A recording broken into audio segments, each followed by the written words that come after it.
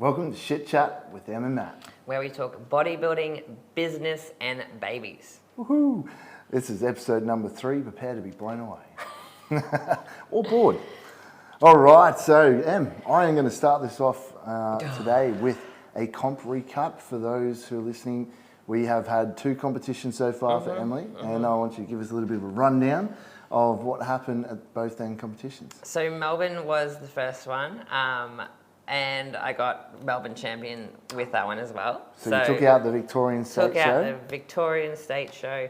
Yeah. That was a good comp. There was only like 3 of us though, 4 of us in the thing. Yeah, so it was a smaller show, and in particular for wellness it was, what, 4 people, 5 people in the lineup? Yeah, 2 of them were like quite novice, and one of them was, I think she's from overseas and she's not doing nationals. So, yeah. So why did you do that show? I did that show just to kind of get my feet wet and be able to figure out like how it felt on stage and run through the whole process of like makeup and hair and all that type of stuff. So, practice run. Practice more run. importantly, I think it was what you missing was a chance to get feedback from the judges, because Emily, for those who know Emily, gets really lean. Yeah. And the feedback she constantly gets from people within the industry, within IFBB, was like, be careful, you're too lean there. So Luke Miller, her coach overseas, was also there for that weekend, hence why we were down there. Which was really cool, and shout out to him, because it was an epic opportunity to meet him and him to see me in person. So that was epic. That was really cool. We actually did a course. Luke run a seminar, which is why we were down there in the first place. And when we thought, you know what better to do a show while Luke's there, so you can peek Emily for the show in person. And he wanted in particular feedback on condition. So we wanted to get from the judges where they want that look, because it's so different for Em. She usually gets really lean, and then Luke overseas, high-level coach, sees the top-level athletes over there, and he's like, knows what the pro level is like over there, and that's where obviously you want to be. If you consider yourself to be a pro, you want to be able to achieve and look like a pro. So it's really different for him for overseas, because they are a bit leaner. Yeah. So Australian judges have their he was kind of look. saying, like, I got up on stage at like 60.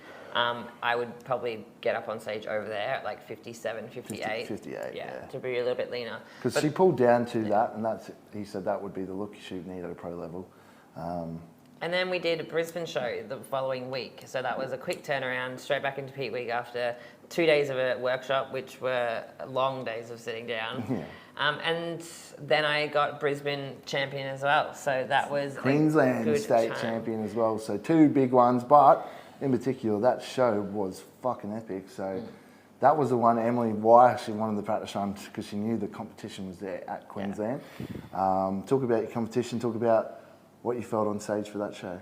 So in terms of like length on stage, I was there for longer, because it was more of like a fight. So my top 2 girls that I was up against was Megan, Unholy Gains, and Mel, so Little Mel. I was quite nervous about both of them, because they do have good physiques. I can't really judge too much, because again, I'm not a judge and I'm new to this category, so I'm just kind of like wading through this as well. But like Mel has incredible shape. I think it's just time that she needs to build a little bit more density into coming into her show. But she progressed so much between last show, which was like last year, crazy, man. and this year as well. Like maybe 12, and obviously Mel's coached by Luke as well, Em's coach, good friends of ours. But yeah, the progression she made in such a short time was pretty. And then Megan, so Megan has an epic back shot. She has really big legs. She is a taller girl as well, so usually it's quite hard to fill out a frame, but she's done a really good job to have the density that she has. Again, I don't know whether it was a conditioning thing or whether. Yeah, it's hard with Megan. She's like, when you look at her physique, it's impressive, and then you're like, oh, maybe she's not there in condition, and then she'll hit like a back shot, and you'll be like, oh, whoa, hamstrings, abductors, everything comes through, so you're like, it is there, so it's just how she shows it off. But I think the top 3 were like, in terms of Australian wellness, and everyone has said that, it was like set the standard. Really good show. Even the novice girls coming through, they were really good as well. If I can say anything about like the girls that are novice coming through wellness, just take the time to, I know I've been in this for 10 years, so again, it's hard for me to like, I've taken the time to build the physique to where I am, but I've also competed a lot of times. So like, if you are wanting to compete in wellness, just make sure that you have taken that time to build the physique that is going to be competitive. Because I think a lot of women in their off season are like, I'm going to be wellness, but in reality, they're just holding a lot of body fat on their lower body. So when they get lean, they don't have a lot of muscle mass. And I know what it takes to actually build muscle, and it's a lot of fucking effort, and it's a lot of time. So like, just do the time to build, whether that be 2-3 years to get up on stage and actually 12 months isn't a long time blown unless away. you're a genetic freak. Yeah. Or using a shitload of drugs, and obviously girls, you don't want to do that. Make sure you don't do that. So it's being patient. I think that's even for guys as well, bodybuilding, even for me. You know, the changes I've made, it's happened over the last 3 years, and it took a lot to get them changes, which weren't massive. Yeah. So they compound each year. So you got to put the work in.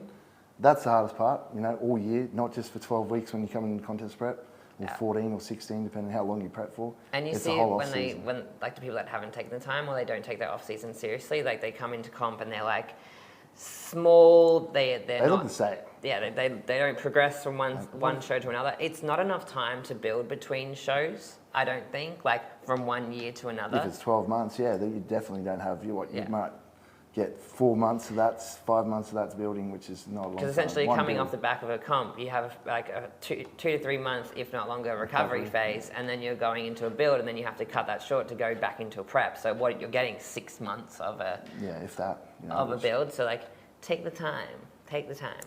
But yeah, the Brisbane show was really cool. It was my foot went numb halfway through one of the She's walking like a gimp. I was like, what is she doing here? Because I was in that back row, and obviously I haven't done IFBB before, and I didn't know how long they were going to hold us there while they were running the other girls through like their comparisons. And I was like, I'll just stay here because I want this to be the best shot that the judges see. And in hindsight, I should have changed to a side post, but I didn't. I just stayed in the front one. And then my foot went numb, and I tried to walk, and I was like, but it was fine. So things I want to work on, because straight after the comp, like, yes, I am happy, but I'm also like, that wasn't the show that I need to peak for. Like, the show that I need to peak for is the Nationals. So it's like a weird feeling of, yay, I won, but then like, fuck, there's still so much work to do in terms of Nationals. So everyone was like, oh, you must be like over the moon and so happy. And I'm like, yeah, there's still one more show to go. It's very tough from an athlete's perspective. Like, the ultimate goal is winning Nationals, getting the pro card. Yeah. So although they're fantastic to win shows, you're so focused on like, job's not done yet. You know, this is what I've come here. This is what I've been working the last 18 months for. So improvements that I need to make between the shows, just on my side, was just polishing posing up. I think that from a conditioning standpoint, I came in softer to this show, and everyone sort of noticed that. It wasn't softer, it was fuller. Fuller. And that's what they wanted, essentially. So I'm going to get a little bit more feedback during the week from another judge and see kind of what they thought as well. I got feedback straight away. I did the form online and everything, which was like super quick. And the feedback was just like, come in the same, your posing was better, the red bikini was probably better than the blue, which I agree as well. And yeah, just nail this last one. Yep. All right. So the next question I've got for you is comparison between WBFF and IFBB now that you've experienced the both. And when I say comparison, I think the whole experience, but also talk to let everyone know the difference between your physique as a figure model to WBFF figure, that is, to wellness. So the biggest difference from WBFF to IFBB for me was like bringing down my upper body, because in WBFF figure, they want more of a balanced physique. So like upper body, lower body symmetry, and then leanness as well is just that little bit further than wellness. So wellness is more of a lower body dominant look where they have like a upper body like a bikini athlete, which is obviously hard for me to achieve with the years of upper body work that I've done, but I've done very minimal in the last 12 months. So it has shoulder reconstruction. And a shoulder reconstruction. So it has come down quite a bit, and it will continue to get better, like in the next like 6 to 12 months as well. I would say it's probably come down a little bit, not a lot. Yeah. Because you're so dominant. That's the dominant area for you. But your lower body's come up so much that it's creating that disproportionate look, which is what you need for wellness, a bigger lower body. And in terms of leanness, like I don't need to come as shredded to wellness. I need to come in a little bit softer, but still like it's kind of like on conditioning as a bikini athlete, if not like that tiny little bit further. Obviously not to the degree of like shredded glutes, like figure or... So, how's that done your head in from an athlete's perspective? It's easier to gauge like leanness in terms of just get as lean as humanly possible, because that's easier to gauge than get lean and then come back just a touch. And then obviously judging panel to judging panel is going to be different as well as kind of what they prefer. So yes, has been harder for me, because I don't feel right now in myself, like I don't feel like my best physique, which is strange because I'm used to my best physique feeling like the most shredded physique. Yeah, it's so strange. So for a bodybuilder, typically for us males as well, and even figures, like it's get as lean as you get shredded, okay, and then come in full. Like that's your job. As I've watched family, and it's like, okay, can't be too lean, can't be soft, got to be somewhere in between. Where is that? What does that look? It's really frustrating. And then Emily's like, I'm getting on stage here, and I'm not shredded as I used to be, and that does my head in because I don't feel ready. Yes, she doesn't feel ready, so it's an unsettling feeling for her. But she's trying to fit this look that you don't really know which is perfect. And in the past, I've come into comps like low calories, quite a lot of cardio. This one has been like moderate calories, like 15, 25 minutes cardio. So it's been a lot less, and it's like been a lot easier in my body.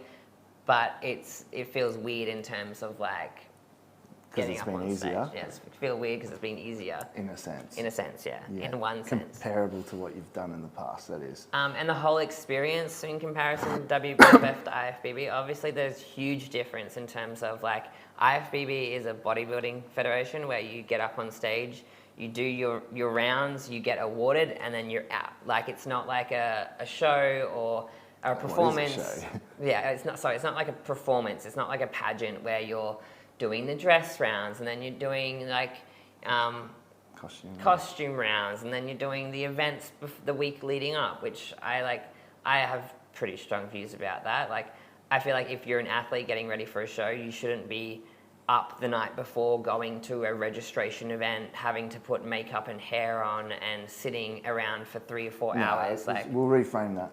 You're always going to go to an athlete's meeting or some registration. That's obviously... Yes, it's acceptable, but running around doing media days and all that other crap and doing photo shoots you've been asked to do is not what you want to do as an athlete. You want to be calming yourself, preparing yourself like any athlete. You literally want to be in the best position with your body, like, and the most calm position on show day. Not like I'm tired because I've done 3, 4 a.m. wake ups with makeup and hair and photo shoots. Like, so I think there needs to be some rethinking around the whole WBFF FMG week.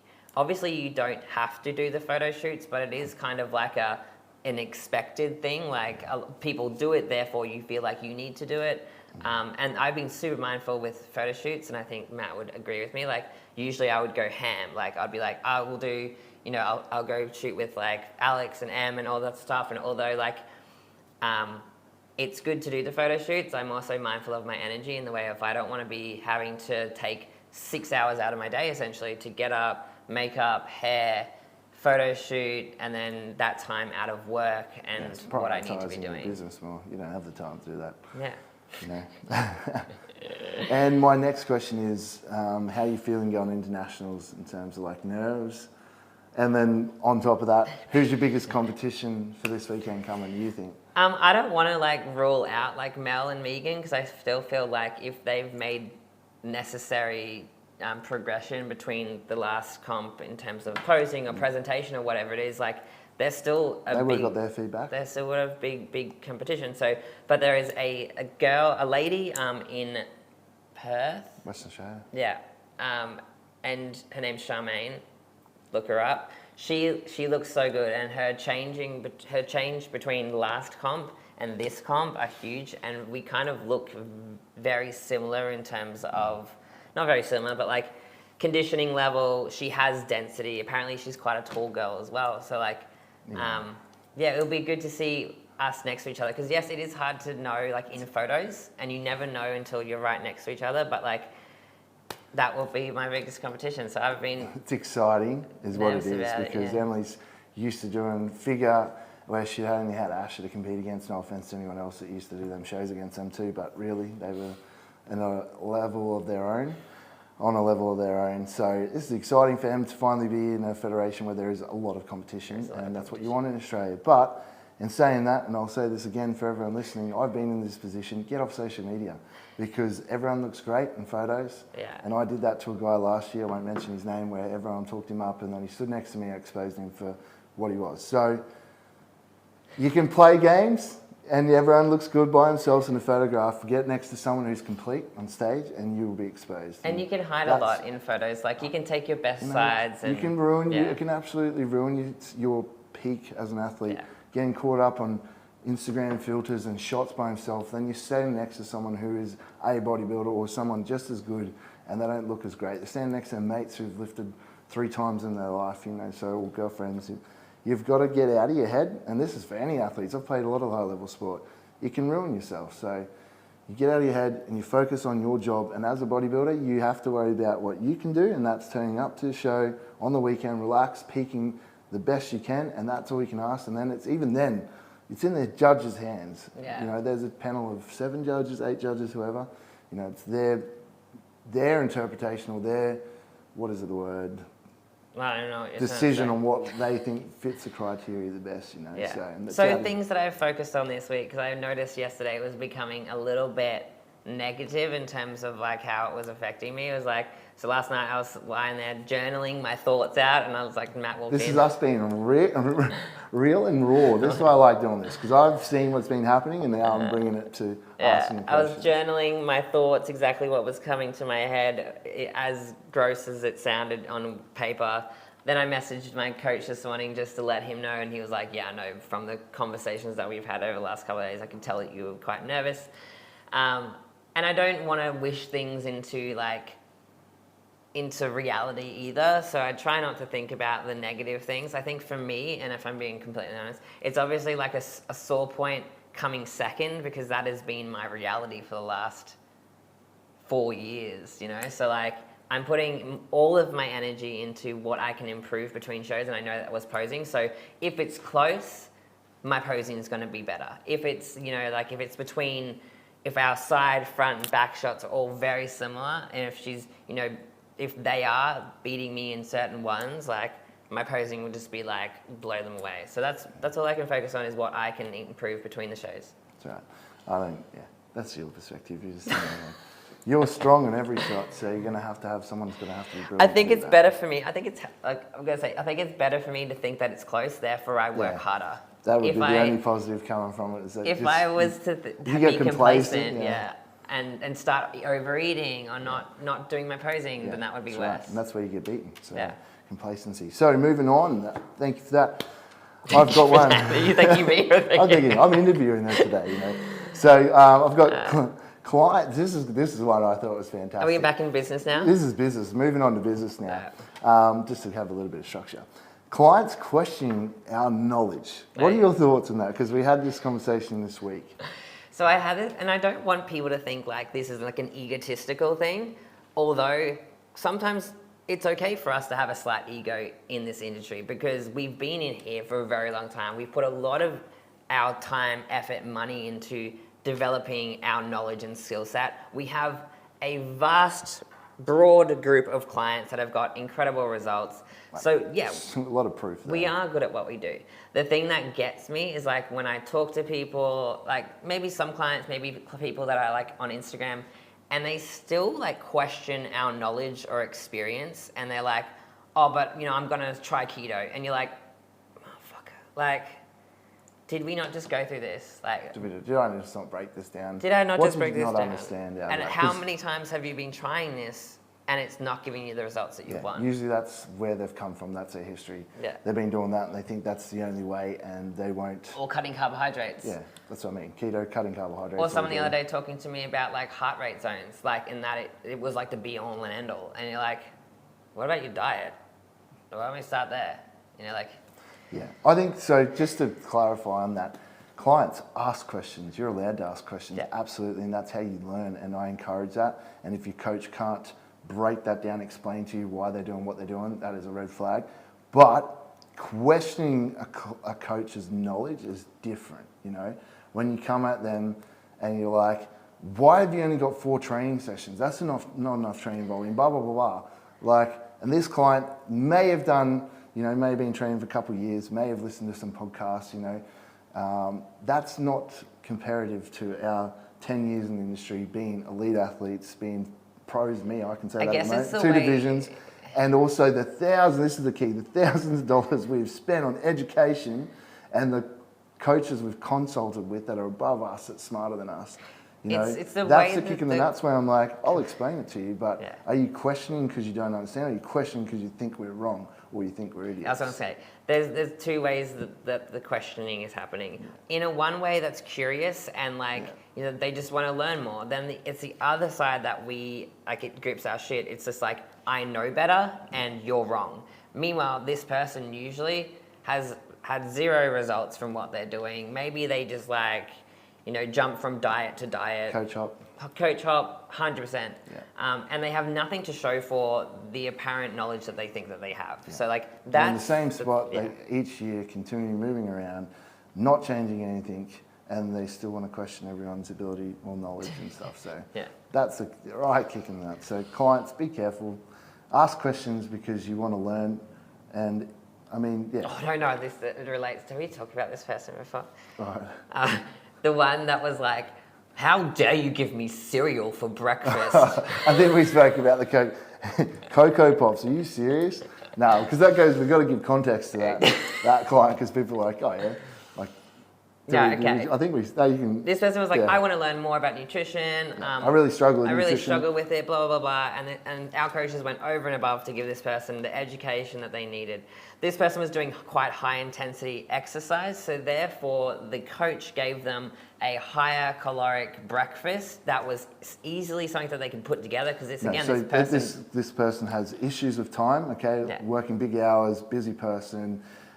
Cooking facilities on site, null and void. So he's like, don't give me anything I can't cook, so it has to be something I can eat that's cold. I don't have a lot of time in the morning. So we jumped through all these hoops, as we're happy to do. And then we're like, what is easy, that's tasty, because it's important to eat foods when you're dieting that you enjoy so you can stick to it and there's sustainability. And our coach went, whey protein isolate, Cocoa Pops, it's quite affordable, it's easy. Simple carbohydrates, tasty. I think he did some sort of training in the morning anyway before that. And then some fruit on top of it. I think it would have been like frozen berries or something like that. Some banana. So in our thing, this was a perfectly awesome breakfast to have. And the fact is, people may be like, it's not very healthy. Well, you're not having Cocoa Pops 6 times a day, are you? You're having it once a day. Yeah. And it's a perfectly good spot to have it within the day and what that person needed. Anyway, this person again was like, you have no idea what you're doing. Your coaches are bullshit, and why would you give me cereal for breakfast? And it was like... This is after multiple attempts. It was the last straw on the camel's back where we're just like... And you're like, so how much have you achieved by this attitude, Yeah. Anyway, so guys, don't be a dick. It's the mean one here. Respect that there are people that know more than you. I would actually never go to my coach and have that kind of disrespectful communication style to them in terms of I know better, what is this? I'd be like, hey, why have you done this? Can you explain this for me, please? Absolutely. One, I never hire a coach that I don't think smarter than me or is above me. So our coaches are, absolutely, that's why I hired them. Yeah. And even being a coach, having the experience that I know my body pretty damn well over a period of 8 years of competing, I still question Dean, but I ask to understand his methods. Yeah. And he always explains everything right down to the minor details and why he's done what he's done and his reasoning behind that. So, I have a question that leads into that question a little bit better. The second one. The second one, okay. So we put up a little question box, and this would tie into this well. So Matt wanted to talk about clients, people signing up to things and not willing to actually put the effort into it. And this kind of signs up here. So it's for us, what we do. A lot of people come to us struggling with weight management, unhappy, zero motivation. A lot of the time their health's not in a great place. Their confidence is shit because of that, obviously. It all ties in, and mental health. And then they go, all right, I'm ready to make change. I'm ready to commit. And they sign up. And then they get there and we give them, again, we create the approach that's going to be best for that individual because everyone's so different with their needs and responsibilities. And they just don't want to do the work. They don't want to change. And that is so frustrating.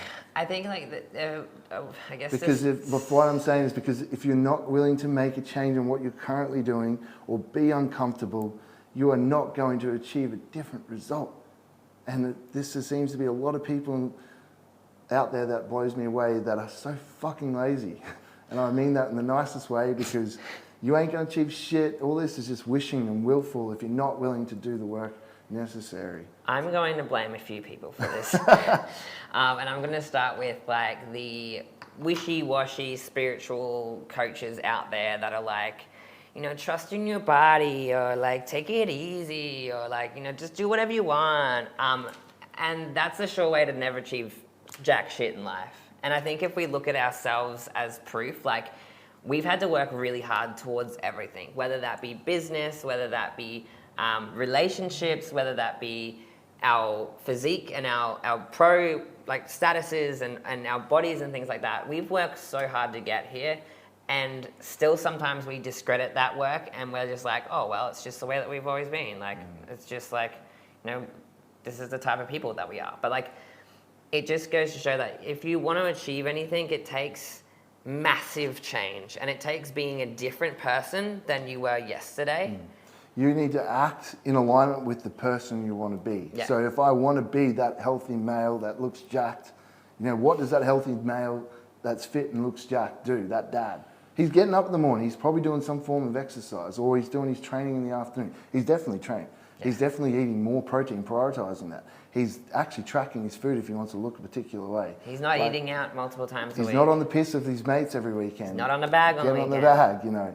It's like that's if that's the person you want to achieve, you have to act like, how does that person act on a daily basis? What are his daily habits? Yeah. You have to start to adopt them. And if you want to be a good coach, what is that good coach doing? They're getting up and they're doing some study in the morning. They're, you know, looking after their clients. They're being responsive. They're communicating effectively. Like, they get their work done in the morning, then they go train themselves. Like, there are certain steps that people need to take in order to achieve that end result. And some people are just not willing to do it. And I have had my experience with clients in the past that they sign up and they're like gung-ho. Like, they're like, I want to achieve like 10 kilos weight loss. I want to be like, you know, I want to look like Hattie. A lot of people say that. Yeah. I want to, you know, be a healthy role model for my kids. But then like, I get check-in after check-in and they're like, oh, I didn't prep my food this week. Oh, I didn't go to the gym. And they have all these excuses. And I'm like, what the fuck are you trying to achieve? Like, what do you think is actually going to come? Obviously, you're going to make mistakes. We're all human, but yeah, it's... But I think like that's something worth talking about. It's like, it's not about being perfect. Yeah. And it's not about just eating chicken and broccoli all the time. And it's not about like, you know, never missing a session. It's about being able to be reflective and smart enough to know that it's the consistency of these habits over time that create the result. Yeah.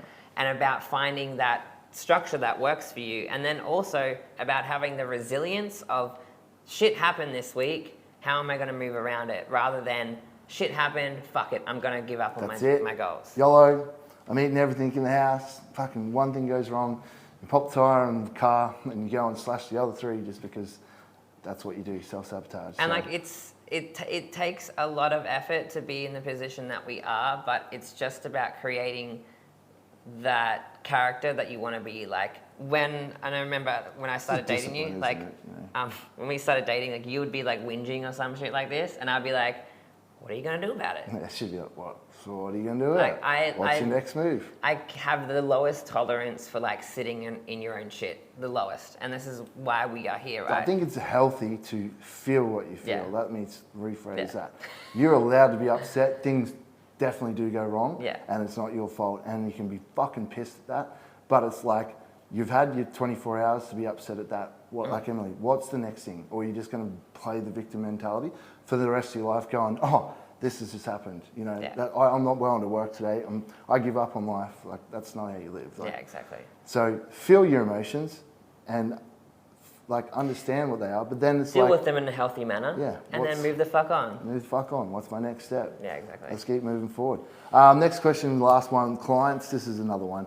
Clients signing up and then wanting to do PD straight away.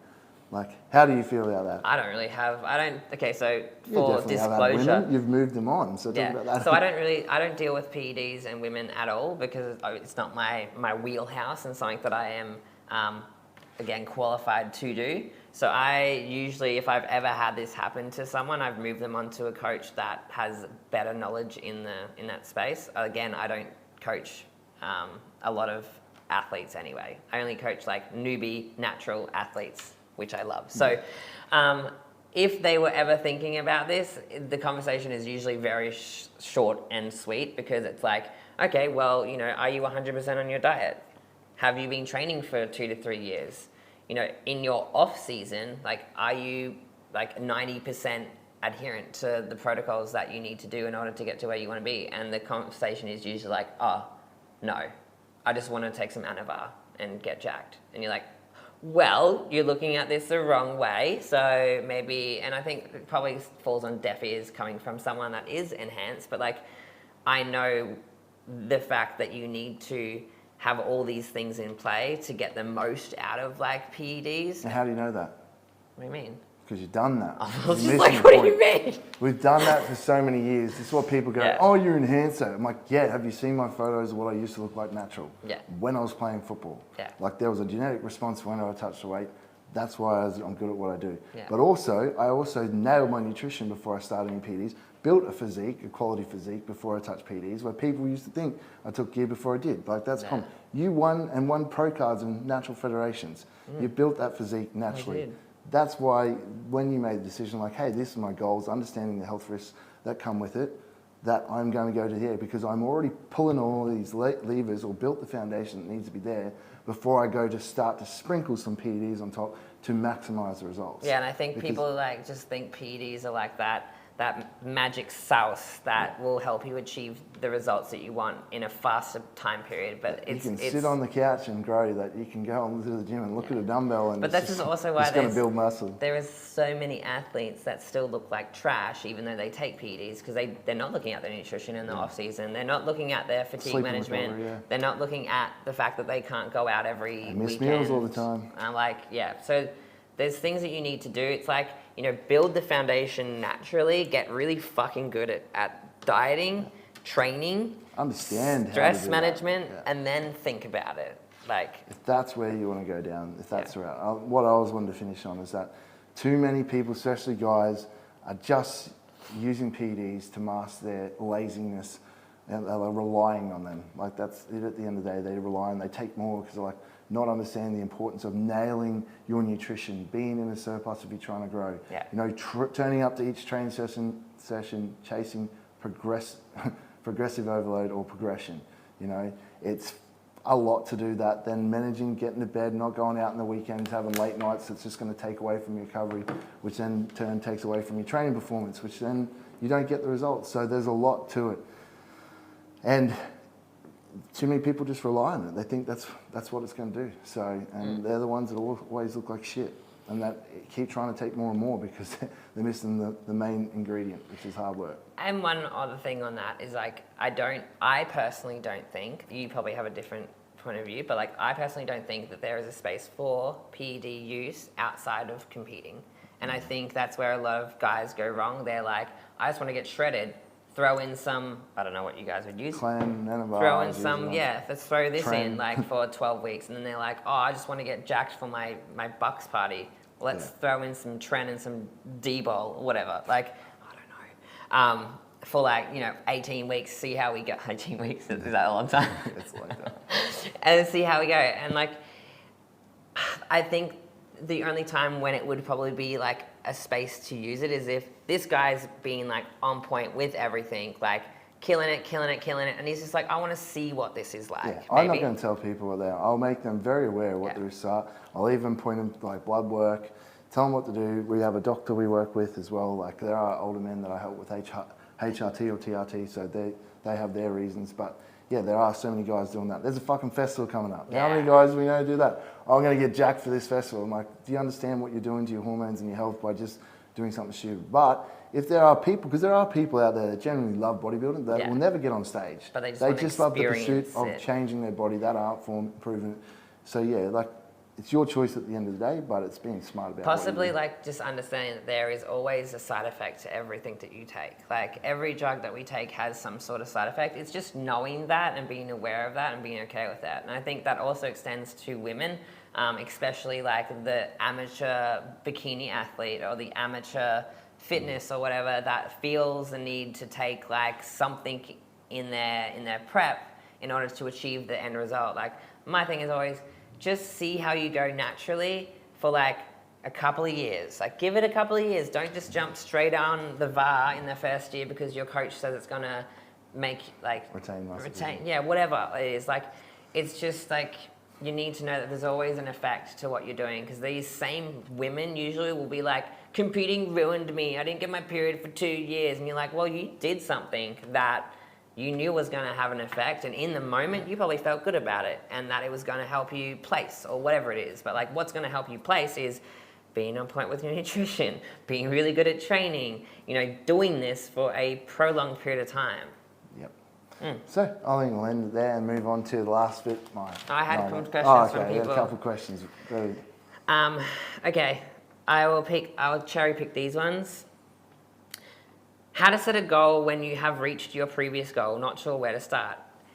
I think this comes from having like an overarching goal always of like health, strength, longevity. Because if you achieve like a short-term goal of like, I've achieved my weight loss goal, you will always be like, have this underpinning thing of like, I'm always moving towards these 3 things, even though that short-term goal has like expired. What's my next one? Is it to work on strength now? Is it to work on, you know, just being flexible within my approach? Because I think in a maintenance phase, your goals can always be like having flexibility within my week, being able to enjoy a meal out or a breakfast out, or flexibility with my dinner, with my food, but also moving always towards health, longevity, and strength. Absolutely. I think that's pretty much answered that. I wouldn't say much more on top of that. And like, you don't always have to have like a specific goal. Like say, for example, a female comes to us who wants to lose 10 kilos, improve their metabolic health, and obviously confidence, everything goes with it.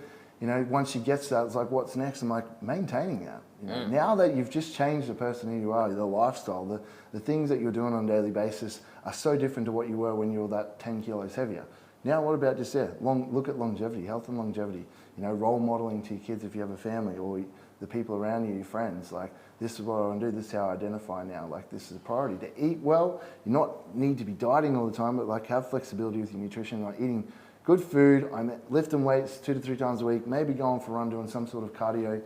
So aerobic fitness to work both energy systems there. Like, I think you can be okay with that. We probably get like, people probably think that we're all about weight loss and all that, although that is what we do with a lot of our clients. Like what we actually really enjoy doing is allowing people to, not allowing, but helping people to be really happy within a maintenance phase and a building phase, because we know how important building, especially for men and women, is important in terms of longevity. In terms of muscle, muscle. So we always need to just be working towards like the big goals of being healthy. You know, setting yourself up for longevity. All right, hit daily calories or spread over the week. Increase calories on days you lift, decrease calories on rest days. Discuss. Yeah, there's no difference. Like some coaches will give you high days on training days and lower calorie days on non-training days. Some individuals like that from my perspective in off season.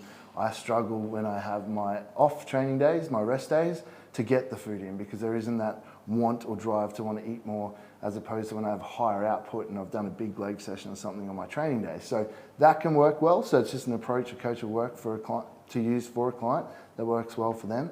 But I can personally say for myself and what I do with Dean, it's consistent calories and macros across the week. I don't like to up and down. But if I did feel the need to want to do high and lower days, it would be in the off season, because I do struggle to get that food on the non-training days. Yeah, it comes down to personal preference, really. Like there's no like magic trick to it, and if we're really thinking about it, like you actually need more like your higher calorie input on the rest days when your body is resting. Yeah, it makes sense, you know. So it's total personal preference. Like I have done it very briefly with Luke, but I found it actually a little bit more like time consuming and kind of confusing, because some days like I like to know exactly what I'm doing on a daily basis. So if I have high and low calories all over the place, like on certain days, I'm like, oh, well, tomorrow, did I have that rice or today? Yeah, so it's a bit overwhelming for me. So I just do consistent calories across the week.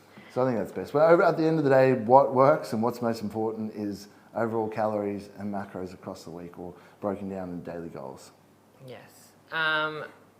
Why can 2 people get a pro card in FMG even if they came second? I think that's just rules for them. They'll have a set amount of pro cards they're going to give out in one show. FMG is a new federation, so they will be wanting to build their business and their pro ranks. So, and then like it could be 2. Like imagine getting on stage and there's 2 outstanding athletes, first and second, so tight. You know, one of them's going to have to come first, one second, but maybe both of them are both pro level worthy. So. It would. We really can't speak too much on like the level of the caliper of the clients in these federations, because obviously they're new and we're not in them. But you know, the thing that I love about IFBB in particular is the fact that it's really hard to get your pro status, and I think exceptionally hard. I'm not going to say that it means more to me, whether it means more to anyone else. Like to get your pro card, you have to actually win You have to not only, depending on what category, not only win your category, but you have to win overall as well. Yeah. So you have to beat everyone. That's what I had to do. So it's extremely hard. Then if you're over in America, there's a lot more opportunities to get pro cards within that year, traveling around. Same with Europe. Here in Australia, it's 2 shows. Season A, they're calling it C this year. So yeah, it's very hard. So I think it's more prestigious and I guess, no offense to anyone, but yeah, it's a big deal to try and do that in Australia. Exactly. All right, so they were the best ones. Last one, I've got this one because I see it a lot, and I really feel we've been through this position. I think you're in a great position to answer this. Mums wanting, because we have mums, a lot of mums sign up postpartum with us, and they feel this pressure. I won't even say that, I'll let you talk about it. Mums wanting to lose weight straight after birth. How do you feel on that? Why is that? Look, I think it comes down to a couple of things. And why is that silly? I hate to say silly because, to call a mum straight after birth silly, you want to get smacked in the face. Sorry, but it isn't appropriate. Let's just say that. And it also, I sympathize with these people because, imagine, starting pregnancy, maybe you're early overweight. Then you gain 15 kilos extra on top of that. And then now you've had this baby, you're still probably 25, 30 kilos overweight. So I get it from a feelings perspective. You're like, I'm just so ready to get rid of this baby weight. And this is in comes all of the Mummy and Me boot camps and all of these people that prey on these women that are we can get that bounce back happening and we can lose the baby weight and all that type of stuff. The reason why it's not appropriate, silly, might you say, to look at weight loss immediately after birth is that your body is essentially recovering from an injury. That's what you need to treat it like. It's massive, especially if you had a C-section, it's a massive abdominal surgery.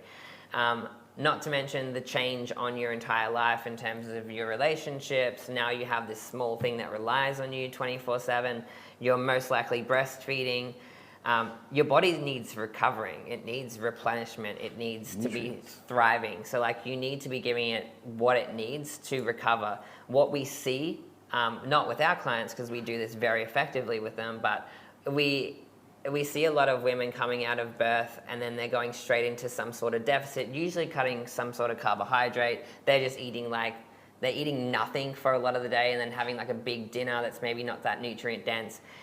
And they drop milk supply, they have no nutrients actually to create milk. They then end up being in this kind of suboptimal environment to be able to recover. So they're getting back into training, they're having injuries. Their body's just not in a position to be actually, their hair's falling out. Stress, yeah. They're from lack of nutrients. So we need to think of it as more of you're recovering from an injury phase, therefore we don't want to take your calories less than your maintenance, essentially. Especially if you are breastfeeding, sometimes there's a little bit give and take, especially if the person's holding a little bit more body fat, we can allow them to have slight, maintenance calories. If they are a littler person, I usually put their calories up higher to afford milk supply as well. But it is something that I watch very closely with my women postpartum because some of them may be tracking, some of them may not be. It's more about, hey, how did this week go? What did that food look like?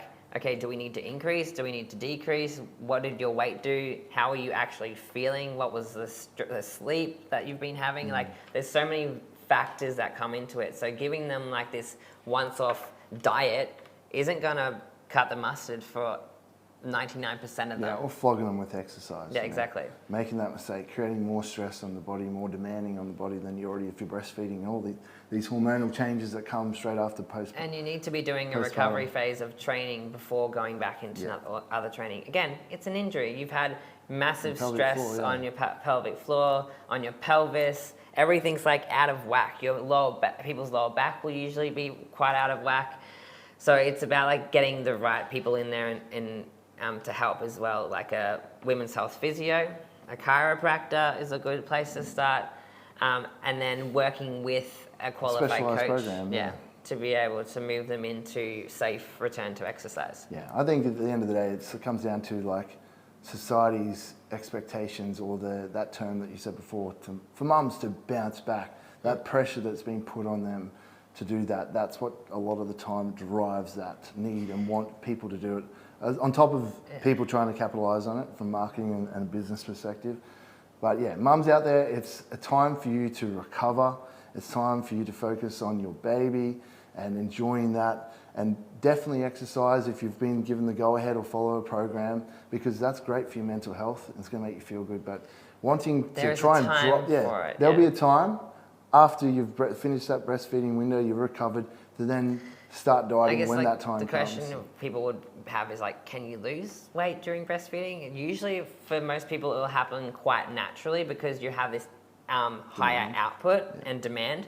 Therefore you're kind of burning more calories. But like we want to monitor that. So like I usually put my women on a certain amount of calories, they start tracking, and then we go, okay, so like milk supply is good. You know, weight is coming off quite naturally, because I think I lost probably around 7 kilos-ish in that immediate postpartum, just by not doing anything drastic in terms of dieting or exercise. I was just like eating really well and looking after myself. So like it can happen, but we don't want to be pushing it on people. I'd say your energy expenditure probably will definitely increase this postpartum. Like when you're heavily pregnant and then 30 plus weeks, you're not doing a lot of activity or moving around. It increases. The baby's probably increases and decreases, because you're not like able to get out and go for a walk kind of like you used to. You'd be in the pram getting fresh air every morning. Yeah, so like that was part of your routine. This is probably a good thing to say, is like I created a routine for myself postpartum. Like I would get up in the morning, despite how shitty I felt, I would go get some sunlight and go for a walk. Matt would either have Luna. I would have Luna, and then in the afternoon I'd do the same thing, because I was like, I need to just get out of this house, otherwise you go crazy sitting inside all the time. I didn't push myself outside of what I was capable of doing. I just allowed that gentle exercise for the first 4 to 6 to 8 weeks. I think a lot of people expected me to jump straight back into the gym, but it was actually quite a nice time out. That would come back to that pressure again, wasn't it? Yeah. Or maybe you put on yourself. What people might think, but I'll probably leave it there, babe, unless you've got something to add there, because that's probably long enough as it is. Exactly. I can say that for another podcast. Nah. What is this one? What you want to model your children fad diets? Oh, that was a good. Yeah, I'll keep that one. Let's keep that one. That's another topic. Bags. But all right, guys, thank you very much for joining us. If you've taken the time to listen to this whole podcast, thank you. It was very long, was it? I don't know, but I couldn't figure out the time. I'm just thinking people. Awesome. But yeah, no, it's fantastic. And if you like this, comment. Give us some feedback. Share. Tell your friends. On your stories. Tell your neighbours. Tag us on your stories. Also, we're also happy to take some, topics for next time. Yeah, always happy. Message us through any topics you want us to talk about. All right, guys. Fantastic. Peace.